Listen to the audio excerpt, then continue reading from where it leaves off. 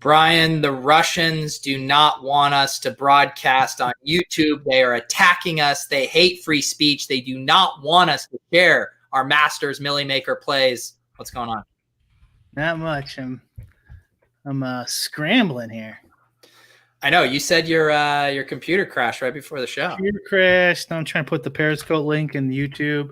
I pasted it in there. Oh, you already did? I did. See it. Oh, then maybe it didn't come through. Maybe it blocked my link. So I do see yours now.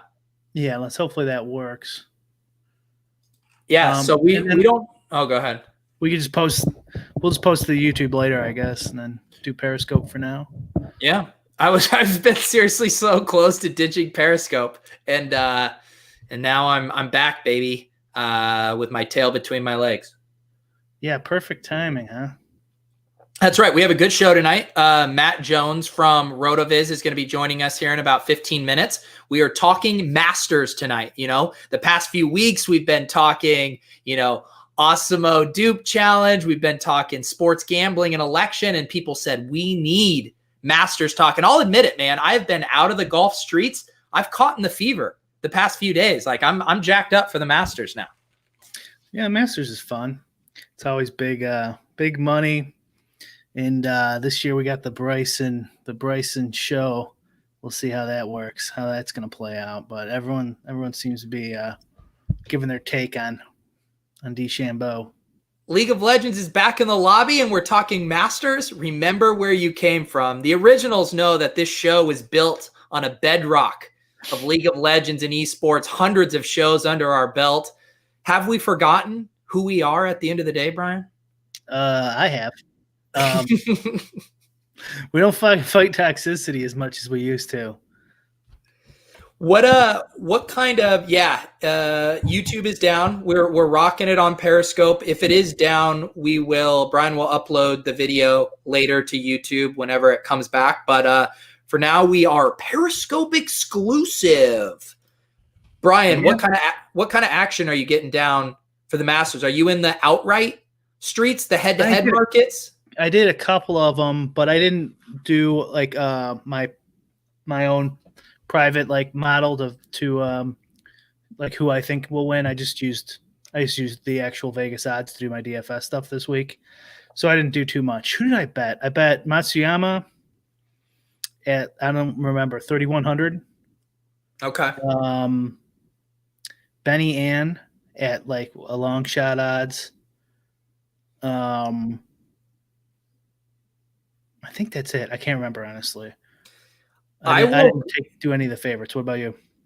Well, I just had, our guest, Matt Jones, who's going to be joining us in a little bit, he, back in June, had put out a call in the Bet the Prop Slack of saying, hey, I'm betting Bryson outrights for all of the majors. And what was the major he already won? Was it PGA Championship? It was one. The Open? The Open. Yep. So I had that one. So I bet all of them. And then, this morning I was like, I should log into my offshore account and see if I have one. Sure enough, I'm sitting there on a 25-1 Bryson to win the Masters. So I'm feeling pretty good. You buy out of that? Should I buy out of it?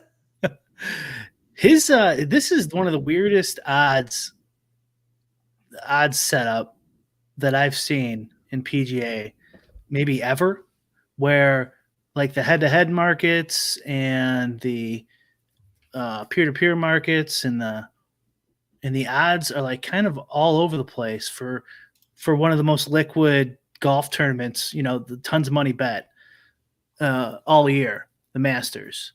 It's very strange to me. What do you think about that? I mean, we've talked about it, so I know you know about it.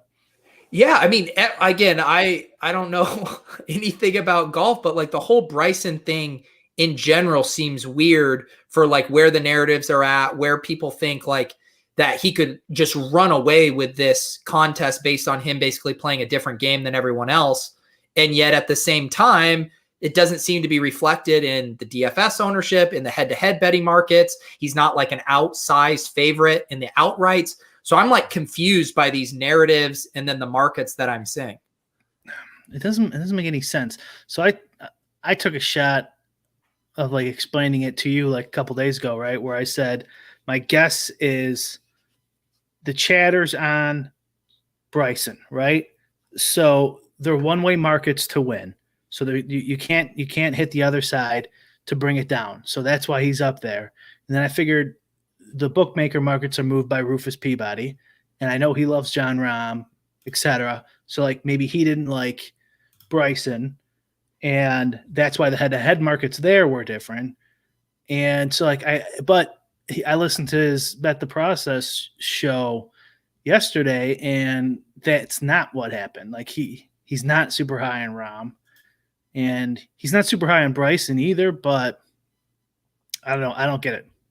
So to me, like I understand the reason, and I heard you mentioned the Bet the Process podcast. Peter Jennings was on that one, and they were kind of saying that Bryson has a wider range of outcomes. You know, the volatility of he could just flame out or he could run away with it. So it makes sense to me that he'd be a good outright play or a good DFS tournament play versus not being as great of a head-to-head play in the median outcome range. Does that check out for you? I don't know. So like I heard him say that. It kind of makes sense. If it was a true head-to-head, if they were just, in any event, if it was a true head-to-head event, the distribution, the wide distribution shouldn't matter. It's like the guy will just get beat by a lot once and then win by a lot once, then beat by a lot once and win by a lot once. When you're competing with a whole bunch of other people, it does matter. But I still don't think that's right. I don't think how the distribution explains that. How is your, because like when I was running my lineups, I was getting hardly any DeChambeau, like 5%, 6%. I was starting to crank up randomness a little bit just to try to get him in more of my lineups. Are you getting a lot of him right now? Yeah. Okay. Before the show, I was, and we'll go over that in a second. I don't know if we want to get too deep in it before Matt gets on here, but I did two sims with one for the million, one for like a middle of the road kind of amount of people in it. The like the wildcat or spy-ish type of stuff in football terms. We got Matt here, so let's just bring Matt on and we can get into all of the juicy DFS talk. Matt Jones from RotoViz, the golf maven over there. Matt, thanks for joining us on Lolz. Yeah, I'm excited to be here. I feel very blessed. Appreciate the invite. Thanks for coming on. Man. Have you guys ever met, Brian and Matt? Nope. Not awesome. Not you guys are bar, and I don't remember. You guys are my go-to PGA thought leaders. Every week, my tradition before football season started, I message Matt with whatever my highest owned golfer was. And I say, is this too much of this golfer? And he generally gasps and says, yes, that's too much. And now I'm so far into football season, I can't even remember. Who's the old guy I like? Furyk. Ian Poulter. Poulter and Furyk. Those are my guys. Yeah, you hit me with the Furyk one day, and I was like, oh God. I was like, we gotta talk some more about this stuff. Yeah, Poulter's okay. Furyk's a little bit of a stretch. Yeah, I mean, now I know how I feel because I see it from the other angle. You know, everyone was giving Osmo a hard time for playing Julian Edelman, and you see a lot of guys playing T.Y. Hilton, and I know, I'm in more of the football weeds, and I'm like, why are you playing those dusty old guys? And then I'm over here in PGA playing Furyk and Poulter as if nothing matters.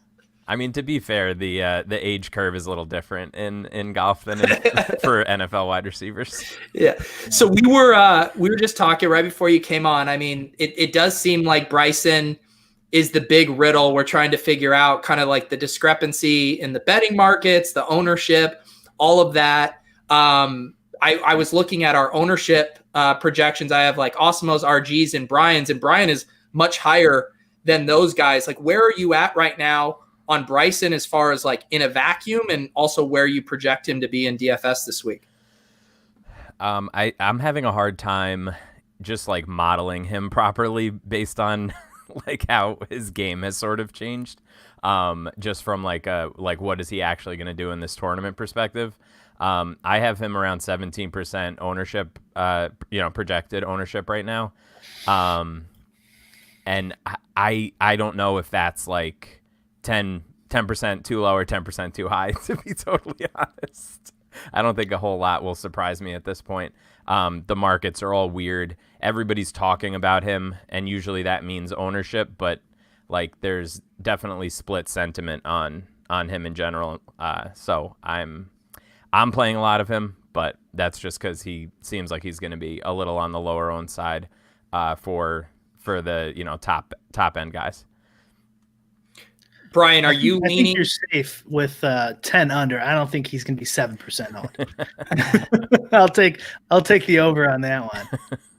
Brian, do you think this could be one of those things where he's higher owned in the Millie Maker and more public contest, and then maybe the higher stakes stuff, people galaxy brain themselves off of him more? I don't know. This is a weird week. And the thing with these ownerships, I'm assuming Matt's doing the same thing. Like I'm projecting big field. And I think everyone else is projecting big field. Mm-hmm. So if they're projecting big field, then he'd be a couple clicks higher, you would think. And they're a little bit lower than me. I can't remember what I ended up at, Peter, like 19 or 20.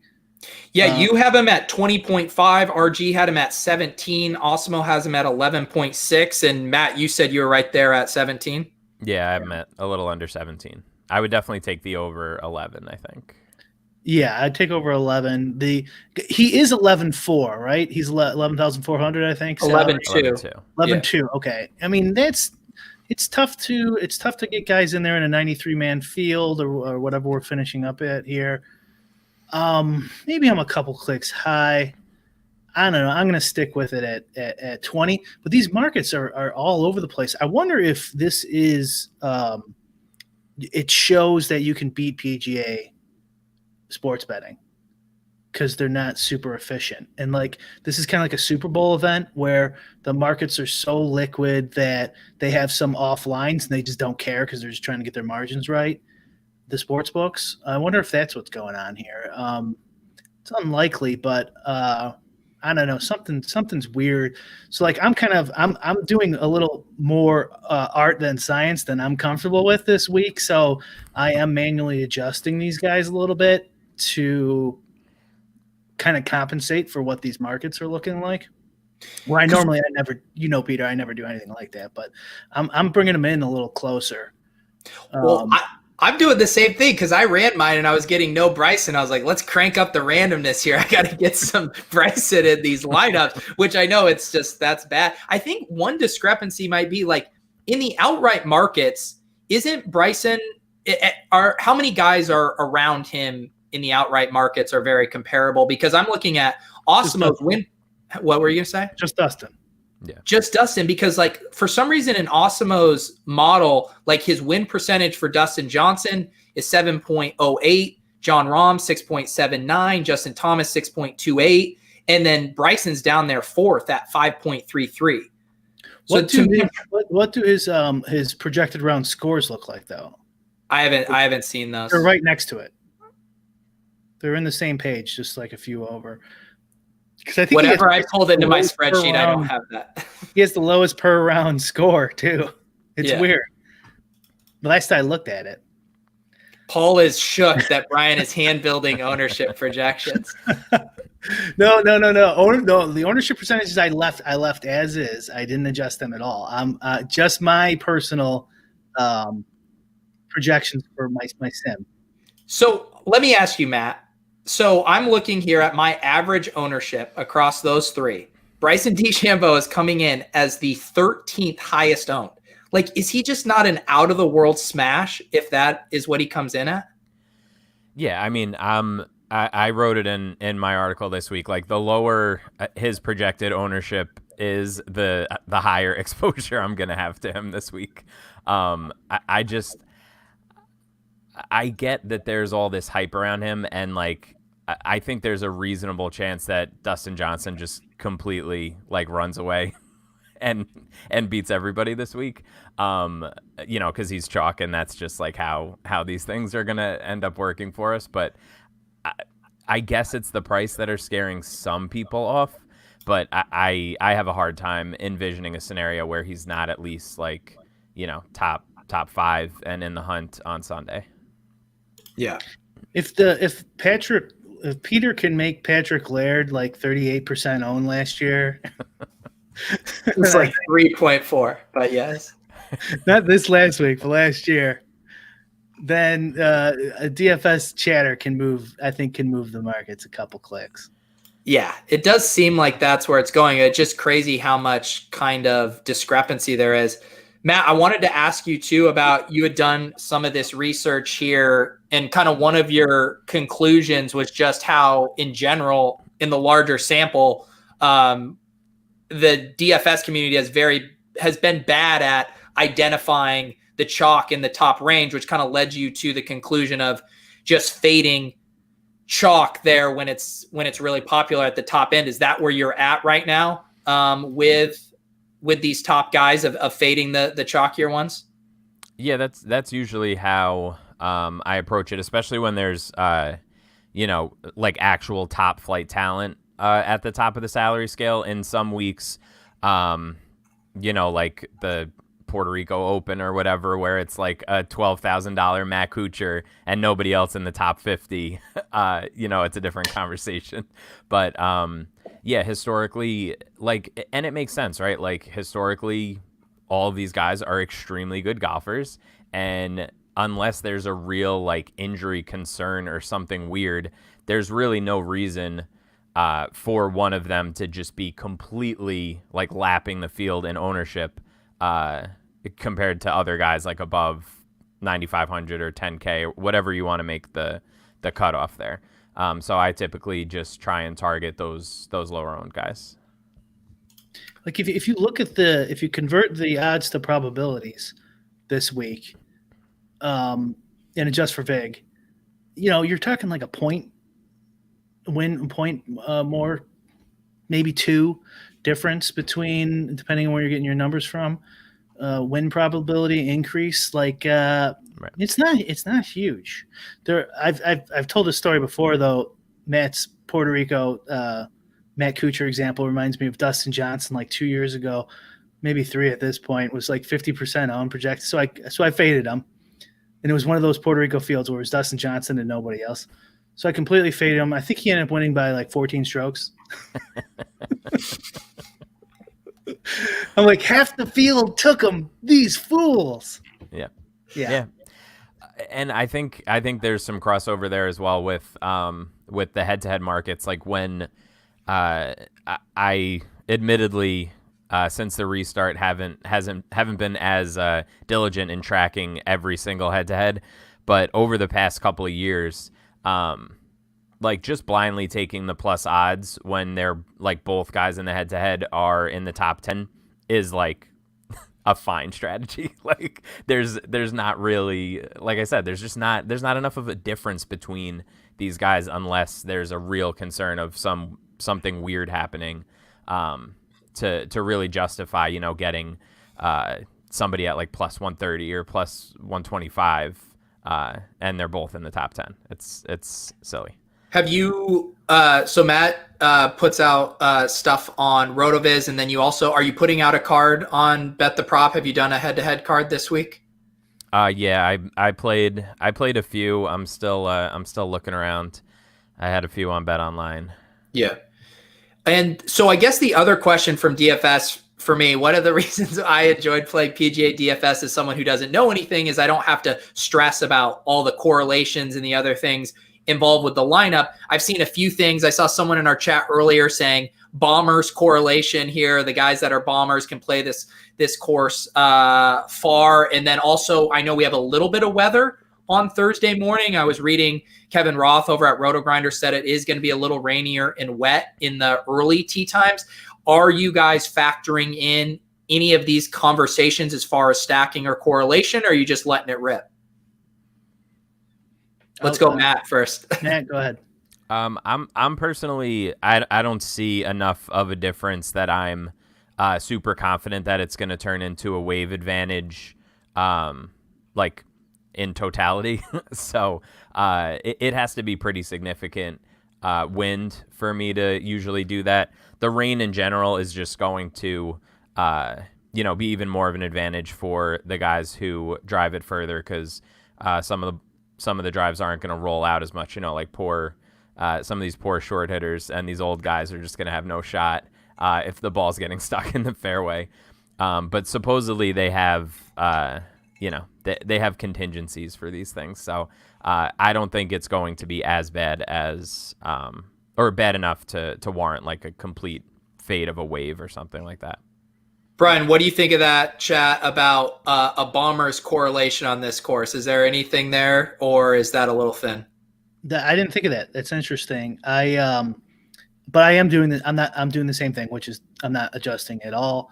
Wind is more my concern than rain. And another thing with the rain, and it looks like this forecast is part of this, is if it's a thunder warning, like you don't know who's going to get the benefit of the soft greens. Yep. Sometimes, like they might come, your guy might play through the storm at the end or something, and then they blow the horn, and then it comes back soft for the next guys to play a full 18 on it. So it's tough to judge storms more than it is when it's going to be 35-mile-an-hour wind. Your guys right in the middle of your guys' round. So I'm just gonna stick with it. Whenever there's not wind, I'm pretty happy, honestly, because I don't have a wind database with my PGA in my PGA database, and I'd like to have one, but I haven't seen one around. So. Bro, you don't have a wind database? Wow, what kind of operation are you guys running here? Unbelievable. So Peter, Matt, you want to take a look at my Sims, or you got something? No. I'm just talking shop. Let's pull up the Sims. All right. Thank you, Bronco Bick, for announcing that you're logging off. Once you found out that we didn't have a weather sim, he said, "I'm out." All right. So, talk us through what we're looking at here. So this first section, these are golfers. I don't know if you guys know that. So I did a simulation for like a Millie tournament, and then one for kind of like a middle of the road in terms of like amount of players, kind of like a spy wildcat type amount of players in football, less than that in golf, but somewhere around there. And ran it the same way I would with my projections. I did do this a few hours ago. Admittedly, my computer crashed on my newest one, so this isn't exactly what it'd be, but this would be my top 150 exposures for tomorrow. And it's probably not going to be too far off from this, honestly. But I'm going to have two different ones for different tournaments. And this is my projected ownership here. And you could see the differences are kind of dramatic, mainly with DJ. But even Bryson gets a boost. And if you're using my projections, this looks like it's rounded up from 20.5. If you're using someone else's, like if you're in the 14, 15 range, you could be getting 45, 50% of Bryson from this. And you could see some interesting things here, like my sim would consider like Tiger and Colin Morikawa like long shot plays where, you could throw them in there for a little bit of leverage. In the middle, and I think one of the more interesting things was the difference between Finau and Matsuyama. The sim liked them more in a middling amount of opponents in day two. And so what that does, it has to shift your ownership somewhere else, right? And so it shifts it in the millie to Ricky Fowler, Justin Rose, which I'm not comfortable with, honestly, Sung J M, Cameron Champson, interesting. I'd like to hear your take on him, Matt. It kind of just likes them all around. But you can see some of the ownership down when we start getting down here. It went up on Benny Ann, down on Lanto Griffin, which is slightly interesting. Also, I'm a 9% Schwartzel doesn't make me feel good. I heard on the bet the process pod that we were talking about earlier, Kevin Jennings said Kevin Na has a bad back. Do you guys know anything about him? Yeah, he On his Instagram post, he said it was bothering him. And of course, I got Ian Poulter here as a little bit of a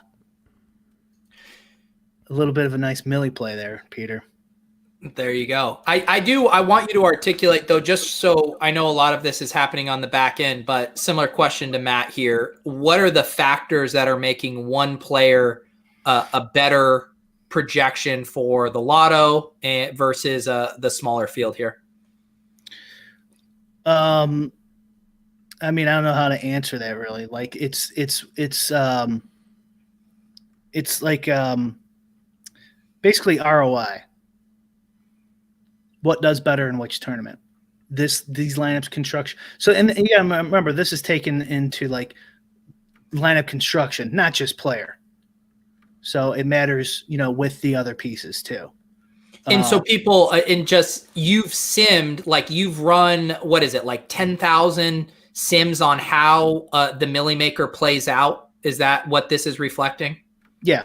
So it would be like, I did like 30,000 sims, how the Millie would play out, and then 30,000 sims, how like a middling tournament would play out.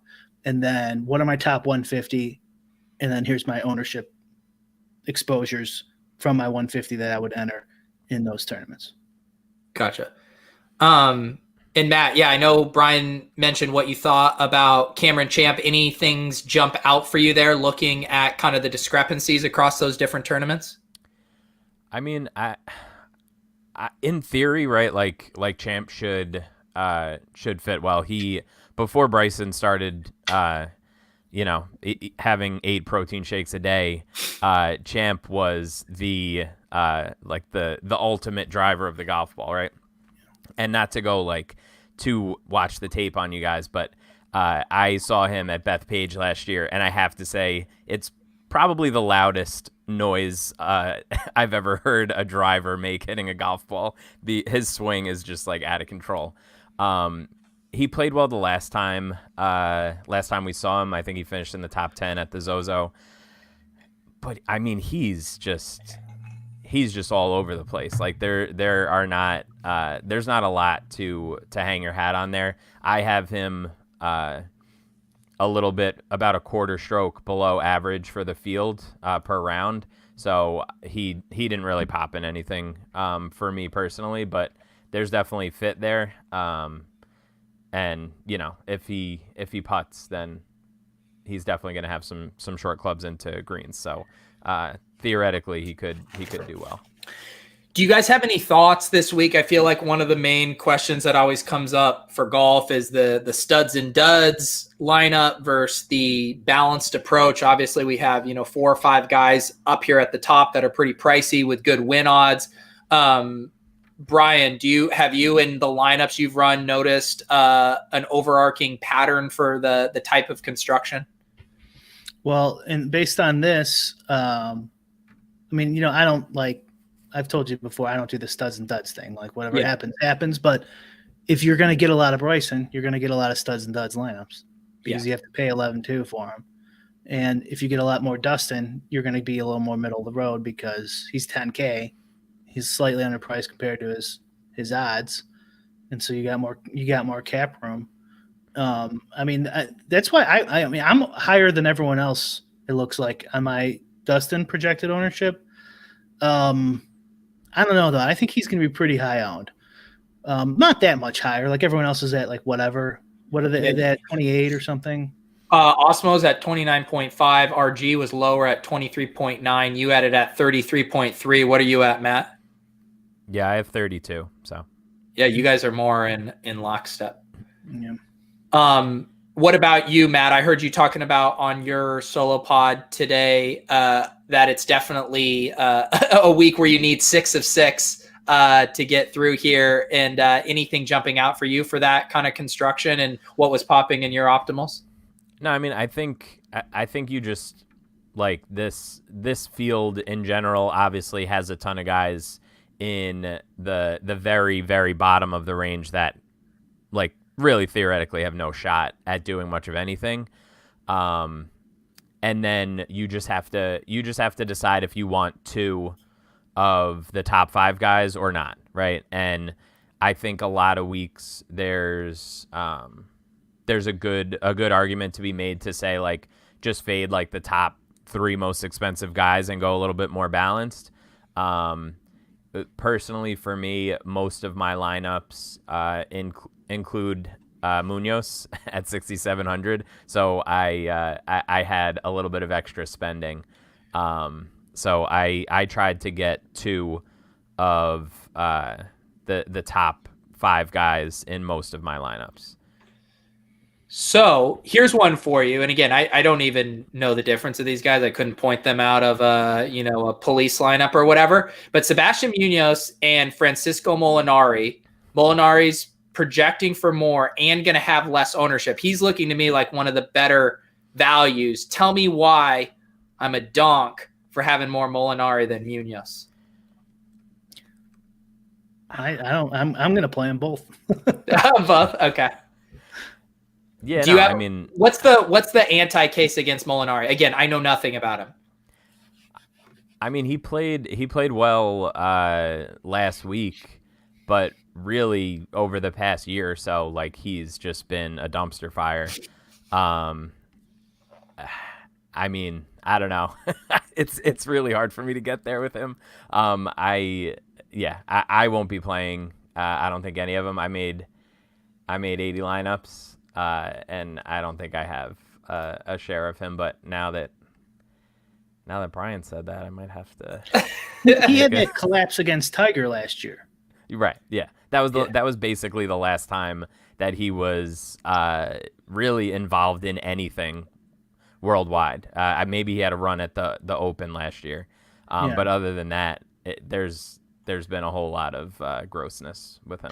Can you give me an NFL analogy to really drive this home? Would this be like playing Mark Ingram this week coming off the injury? Is that what I'm doing if I play Molinari? Maybe like Larry Fitzgerald? Oh my God, I got to get him out. Is that too? I got to get him out of my lineup. I would say it's more like Chuck Knobloch or something, baseball. Okay, I don't get that reference either. Oh, okay.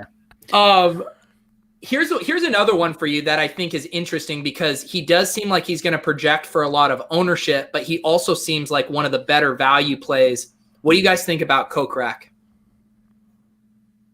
I love me some Kokrak. Yeah, I'm here. Here's you can see I don't like him in the millie as much as I do in like a spy type of single entry. Okay, just because you think he'll catch less ownership there. Yeah, it's almost all ownership based and some distribution based. And I'm kind of low on I'm lower on his ownership than the other guys. Not by a ton, but yeah, I think Alex has him projected for like 20 something. Yeah, Alex had him when I pulled it at 19.5. What do you have it at? Yeah. I have 16 for him. Yeah. Okay. Yeah, I'm lower.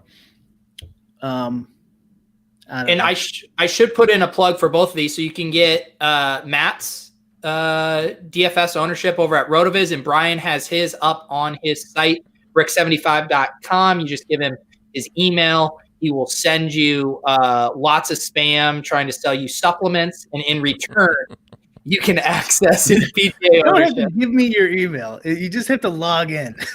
I'm not getting. I need some sort of barrier to entry. I'm just kidding. Brian will not do anything nefarious with your email, and Matt has lots of good stuff over at RotoViz if you want to check out the projections. Kokrak is interesting. The PGA ownership is really strange. Where I think it's recent form based or recent form biased, maybe. What was it, like 4 months ago, Matt? Kokrak, everyone hated him. He would go like 1% owned, 2% owned, maybe a little higher than that. And then like 7 months ago, I might have my months off, but he was a DFS darling going like 25% owned all the time. And that happens with like guys all the time. It's like 8 months later, like, oh, I can't play that piece of garbage. It's like, he was chalk for 2 months straight not that long ago. And now it looks like Kokrak's back to chalk because he had that one good week. But 3-4 months ago, he's nothing. It's like, Justin Rose, this ownership's kind of high, but he's been a lot lower, but he's been well over 20% on for years. You go down on most of these guys. There's like, Rory, of course, been all up and down. Terrell Hatton's kind of been all over the place. Morikawa is a good example. Like Morikawa can't win this. Morikawa can win this. I don't know if you've heard, but you can't win the Masters your first try. It's impossible. So that's I didn't know that. Is that okay? That's the problem there. It's literally impossible. So gotcha. Koepka. What's your ownership on Koepka? I feel like mine is a little high. I have him at 16 right now. So you're definitely you're in Brian's ownership from when I just compare it to Osmo and RG is definitely more in lockstep. Osmo's much lower on him at 10%, RG at 13.5. And when I'm just like sorting by win odds, he looks like the guy up there that has the best win odds relative to ownership. Yeah, I think so many people who don't make a lineup and don't click on DJ are going to be clicking on Koepka. Like that's kind of my like if they're going up a little bit and playing like Rahm or somebody and they're like, oh, I can't really fit DJ. Like I feel like psychologically a lot of people are going to end up clicking on Koepka because it's a major and he cares this week. So. Yeah, that's true. The major narrative, and he had a good weekend last week. Yeah. I'm curious to know what his ownership would have been if he just like ejected last week. Yeah, like how strong is this major narrative? Where you guys at on this question, Rahm or Bryson? I don't know exactly which format he's talking, but let's assume DFS.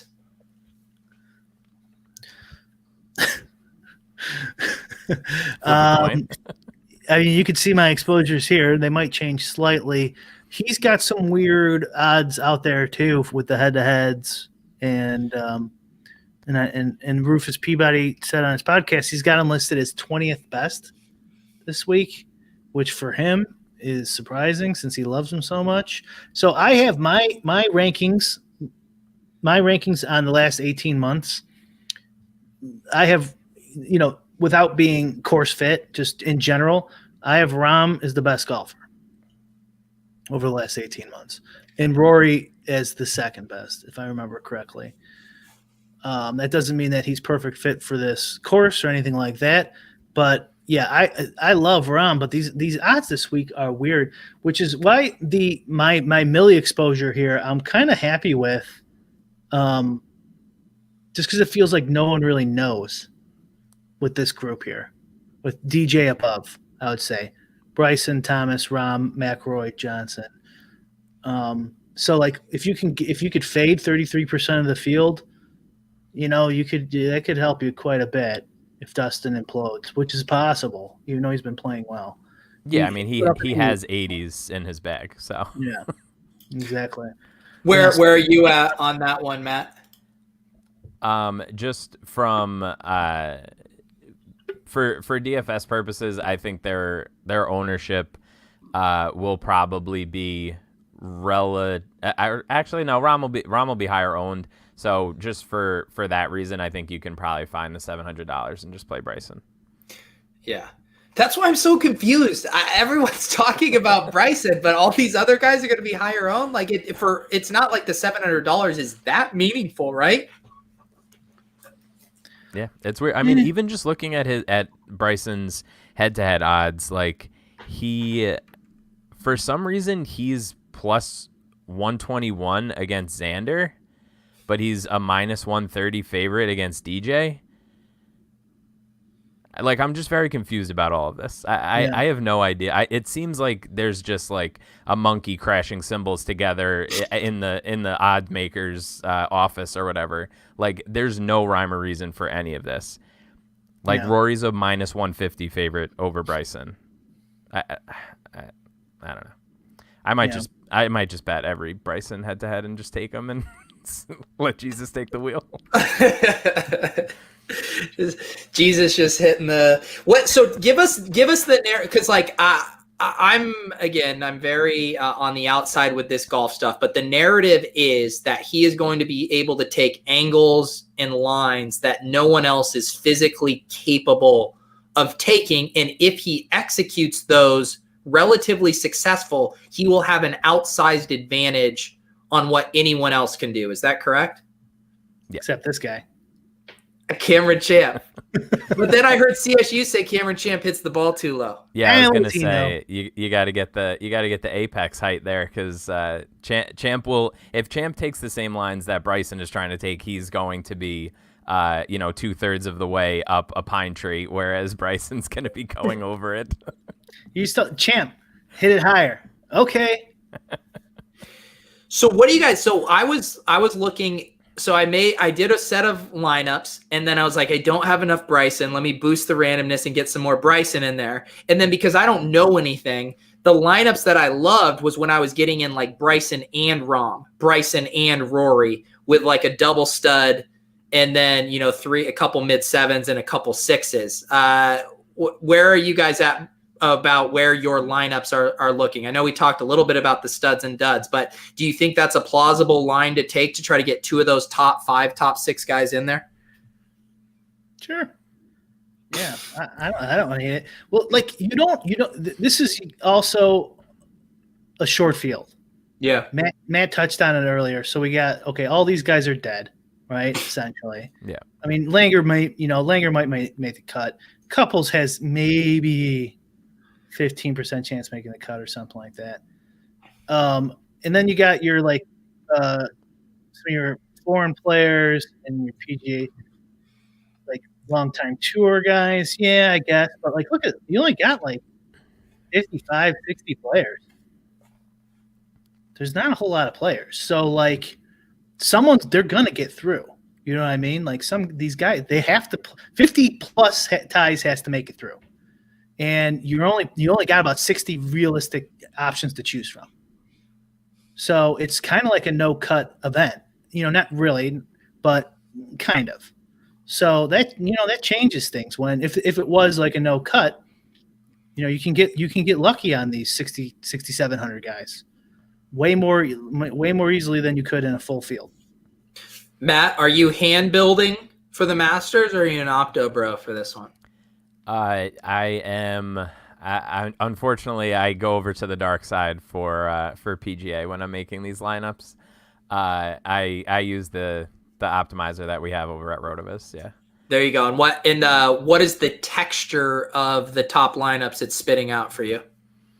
Yeah, it's mostly. I mean, if you don't take DJ's exposure out, it pretty much gives you 100% exposure to DJ, because he's far and away the number one golfer with my power ranking score. He's a good 1/10 of a stroke clear of the rest of the field.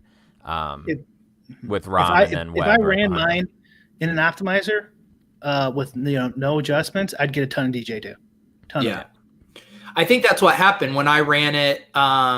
Based on the Osmo projections, it was a massive amount of Dustin Johnson. It was all Dustin Johnson and Kokrak, 92% Dustin Johnson and 88% Kokrak with he's at least 800 underpriced, probably somewhere around there. Yeah. Based on the odds. I know the odds are funky, but even with, at least 600. How about that? Even with the funky head-to-head odds and stuff. Yeah. Let's get this question from Bronco Bick. He threatened to leave when he learned that Brian didn't have a win model, but he is apparently back. And then we will build a lineup collectively. A lineup. My treat, guys. My treat. I'll put us in 3 ways in the Millie Maker. But first, thoughts on Bubba. Bullish or bearish? Let's go Matt first. Hey, we're back on YouTube. We're live on We're YouTube. back. We're back. I know. I saw that. I was like, wow, they're really trying to make excuses to not have me on tonight. I struggle with Bubba quite a bit, because typically it's always course history with him. I am not a course history person. That being said, I do have a significant chunk of Bubba, so I feel like he's being a little bit undervalued. He'll be pretty owned, but the fact that he is below, 7-8 percentage points below Finau and Decky, whom I also like, but I just think that that's a bit of a gap So I will have a fair chunk of Bubba this week. Bubba or no Bubba, Brian? Where do I got him here? Did I pass him up already? So I like him in the milli more, twice as much as in a single entry. There you go. What do we feel about this unknown golfer right here that I highlighted? Tiger. How do you pronounce it? Is it Woods or is it Tiger Woods? I think it's Wads. Tiger Woods. Tiger Wads. Eldrick. I honestly I didn't know he was in the Masters until now. He won last year. That feels like 4 years ago, though. So, but looking at your percentages, he wasn't showing up in any of my stuff. He's apparently in my spreadsheet, but I didn't notice him. Why am I forgetting about Tiger Woods, Matt? I mean, look, I tweeted it out. I said, watching him win the Masters last year was one of the coolest experiences of my life, being able to watch that with my son. But this is not the same. This is not the same Tiger. I don't really feel like I need to even have like a lineup with him. Although I don't know if you guys saw this narrative. Our friend Brandel, I don't know how much you guys actually watch, but Brandel Chambly tweeted out that Jack Nicklaus won his sixth Masters 23 years after his first, and this is 23 years after Tiger's first. So, again, obviously, anything lock him in. Brandel Chambly says has got to happen. It's got to be true. Is the issue with Tiger as it pertains to DFS just that he's massively overpriced? Because when I look at his projection, the guys around him are, $1,500, $2,000 cheaper. Is that the issue with Tiger for DFS? Yeah. His odds to win, I don't even know what he's at now. Like outright wise, do you have that? I mean, I'm not looking at the outright, but I'm just looking at Osmos. I mean, he has him in between Matthew Fitzpatrick and Shane Lowry, who are 7,600 and 7,300, and he costs 9,100. Yeah, I just pulled it up. So he's plus 3,300 at BetOnline right now, and that's probably half of what it should be. He should probably be in the 60s. In my mind, like he's much closer to like a Fleetwood Fitzpatrick Oosthuizen kind of price than being around Reed or somebody. Like his stuff is always just going to be inflated. Even without the odds, because we play DFS, Tiger's going to get a couple extra clicks because he's Tiger. Right. So it's always going to hurt you. All right, let's build a lineup that wins $1 million. Now, Matt, if you're not familiar, normally Brian and I build a lineup that's so gross that people in the chat, are publicly wanting to vomit at how gross the plays are. I'm trying to jam in these 85-year-olds. Brian's trying to, leverage ownership. So I just want you to know that's generally what we do here. But who knows? Maybe we make a lineup. Like all of my lineups. So that's fine. You are our guest, so we will let you kick things off with who you want to start this lineup off with. Oh man. All right. So Tiger should be now. God, a lot of pressure. I feel very strongly that Finau needs to be in almost all of my lineups. So I'm going to put that evil on you guys right now. There we go. Finau's in. Brian, we'll go to you. Finau, huh?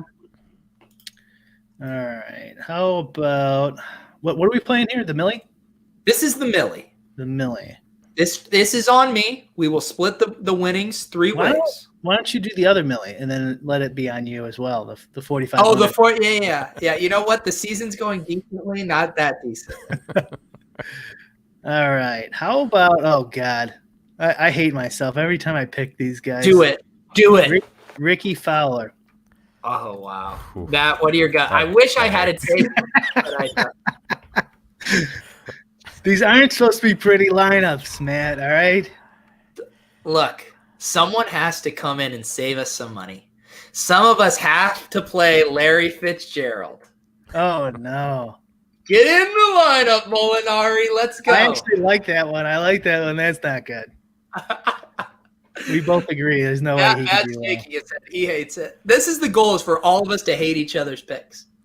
Well, Yes, we're this is all we're I needed. succeeding right now. So That's far, all I need. An ooh. All right, Matt.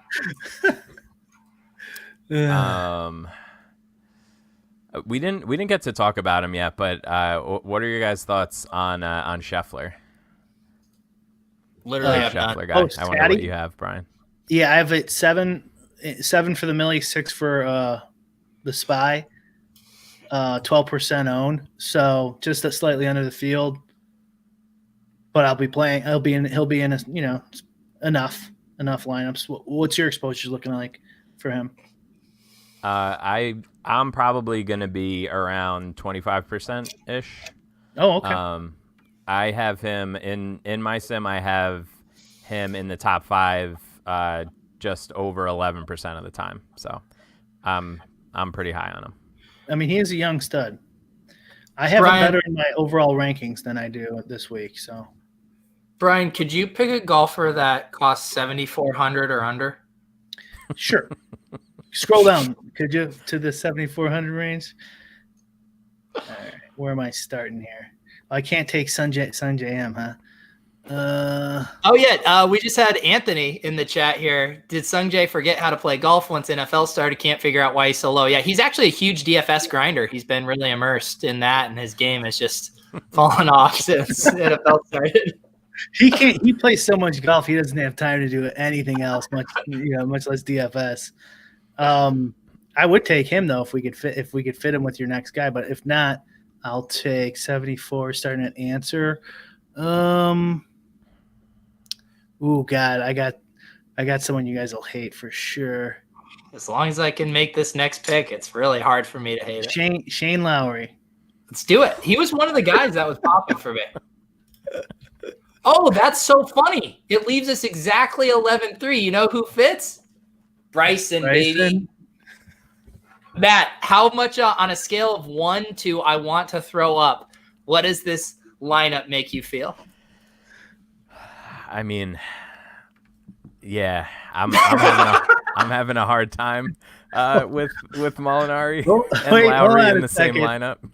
We need to check the total ownership on this. Oh yeah, that's normally one of the things we got. Bryson, Ricky. Who's the next guy? Finau.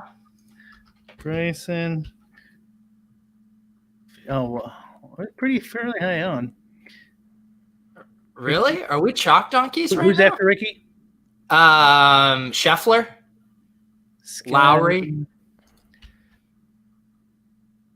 Lowry, which is just a super sharp pick.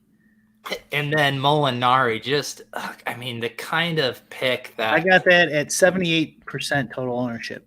So, what's the optimal? Do we know? Yeah, I was looking at the optimal today. They were in the 125 range. Okay, I'm fine with that. Let's do it, guys. You guys want to?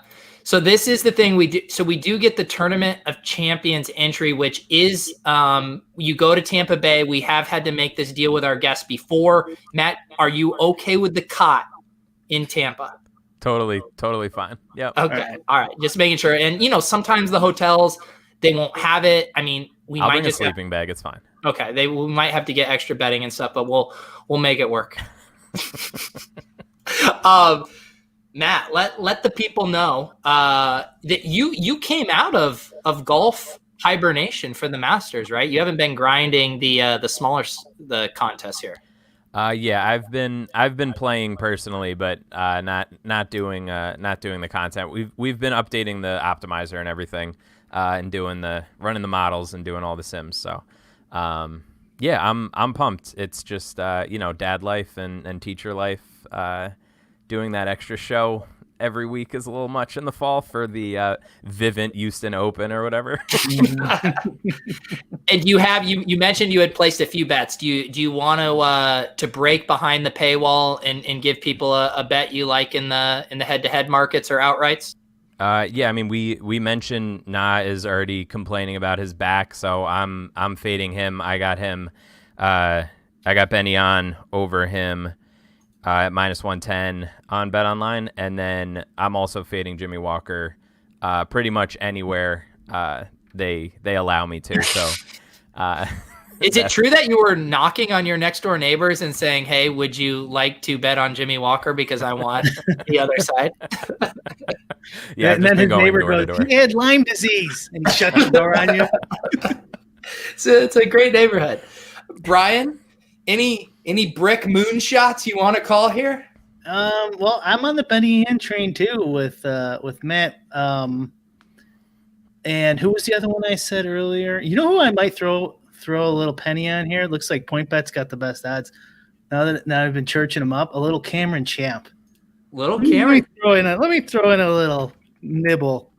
Just look at Brian right there, just throwing in a little nibble. I have seen it. Everyone tells me this is a bomber's course. Who are the other bombers? We got Bryson, we got Champ. Who else? Hold on, I'm getting this bet in. I mean, pretty much all the guys at the top, I think, would qualify. Finau, obviously. Wolf would be up there. Champ, Kokrak is decently long. Yeah. So it looks like for Rory and Justin Thomas, Bet Rivers is your book. And you got a price shop on these things because there's a lot of vig in these futures markets. Yeah. For DJ points bet for John Rahm, looks like everywhere he's pretty much plus 1,000, and then Bryson on FanDuel or points bet. So make sure you open accounts and save a couple points. And I mentioned it before you came on, Matt, but got the Bryson futures ticket for the U.S. Open that hit. Now I'm sitting on the Masters one at 25-1. Brian was trying to chirp at me saying I should look at a buyout here, but I'm letting this one rip, man. Yeah, I mean, he doesn't owe us anything now, right? Yeah, we're free rolling Bryson. I heard it's a bomber's course. I heard he's just going to hit it over every tree onto the green. I mean, easy game. What's the deal? It would be amazing if he just pulls fairway wood on every tee and plays completely differently than everybody's been talking about. Like, I don't know if you guys have the push notifications on the PGA Tour app, but they literally did a Google Earth simulation of where his drives could potentially land this week. So they have a lot of free time on their hands. Wow. Who are the because I hear again, I just hear the secondhand narratives of people are it was like when my grandpa back in the day told me, he was like, they should make the NBA hoop 11 feet tall. It's too easy for them to dunk. Who are the people that are upset that he can hit it farther than other people? It's more than you think, man. Golf purists are not an age group. It's people get super pissed that he's pushing all these things, and it's he's following all the rules and he's looking for an edge. That's literally the goal in life. Why why are you just shaking your fist at him? It's so much. It's a lot. I'm a huge fan of him because of that. Yeah, I love the same. I feel the same way. The only thing I didn't like is his slow play. Speed it up. Oh, yeah. Speed it up. But I guess he has been speeding it up a little bit. And there's no green. I loved it when he had that side saddle putting and all that crazy shit. Go for it. Let's see what happens. There's no green books this week, so he should be a little quicker than usual. Oh, okay, good. All right, guys. Well, thank you for tuning in for the Lolz preview. Sorry to the YouTube heads that it was a little sporadic. We'll make sure we get the full video up there. We will also have the audio that we'll post here shortly on the Lolz podcast feed. You can search for that in your podcast app of choice. It's also in the show notes here on Brian's YouTube channel. Special shout out to our guests, Matt Jones. You can follow him on Twitter, Matt Jones TFR. Lots of good stuff going on at RotoViz. He also does some contributing to Sharp Football. He's got a buffet of stats each week on RotoViz for the NFL DK slate. Lots of good stuff going on over there. Matt, thank you for hopping on with us. Yeah, appreciate the invite. Anytime, guys. And awesome. real quick, Peter, I think we're going to try to get the full vid up on YouTube. Yeah. Yeah, we can pull that off, you think? Yeah, I will. I think what we do is I will export the video. I will share it with you, and then you can upload it. It'll take a little bit longer, Yeah, if it takes but too long, then who knows? But yeah, if it's doable, we'll do it, right? yeah, we're all working through these issues. There's a lot of outside factors conspiring against us getting our PGA content up there tonight. So for Matt Jones, our guest, for the man behind the Sims, Brick75, aka Brian Hooper, I'm Peter Overzet. This has been Lolz. We'll see you guys next week.